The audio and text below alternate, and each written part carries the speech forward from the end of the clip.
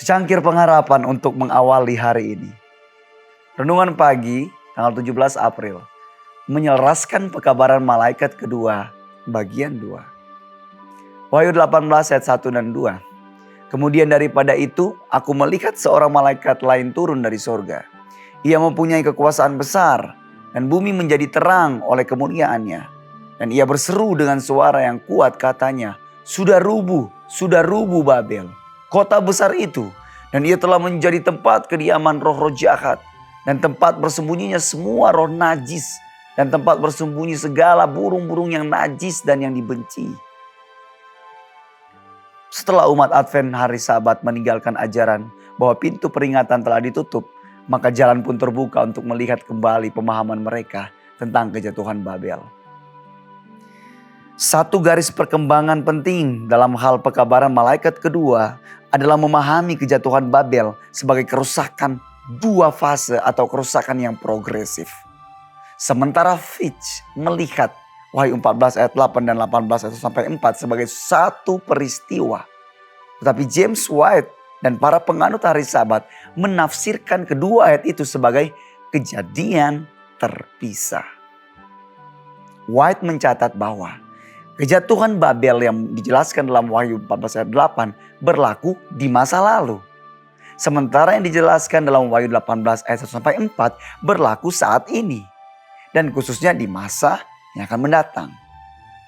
Seperti yang ia katakan pada tahun 1859, pertama-tama Babel akan jatuh. Kedua, Babel akan menjadi tempat tinggal roh-roh jahat. Dan tempat persembunyian setiap roh najis. Dan lain sebagainya. Ketiga, umat Allah akan dipanggil keluar dari Babel. Dan keempat, malapetaka Babel akan ditimpakan ke atasnya.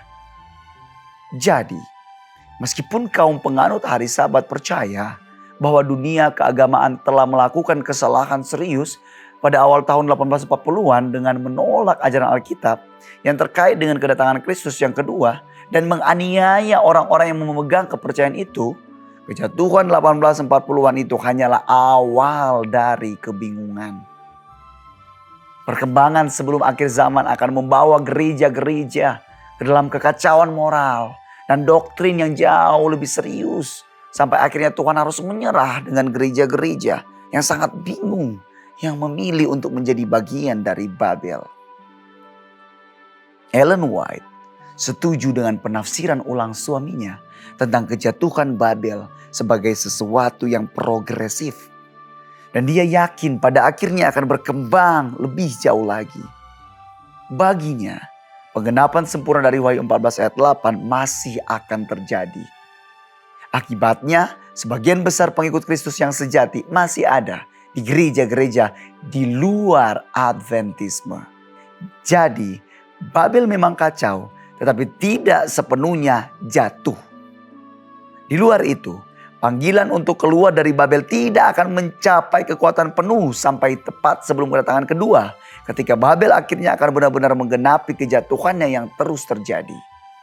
Akibatnya, dia mengklaim panggilan untuk keluarlah daripadanya hai umatku dari Wahyu 18 ayat 1-4 akan menjadi peringatan terakhir yang harus diberikan kepada penduduk bumi. Tuhan tidak semua orang beriman seperti yang saya percayai. Mungkin ada alasan yang baik di baliknya. Tolonglah saya hari ini untuk menumbuhkan hati yang penuh pengertian. Yang membela kebenaran tetapi lembut terhadap mereka yang tidak melihat apa yang saya lihat. Doa kita hari ini. Kami mohon hati penuh pengertian. Setia membela kebenaran. Lembut terhadap perbedaan. Peka pada pimpinanmu. Dan mengasihi umatmu. Dimanapun berada sampai akhir. Amin.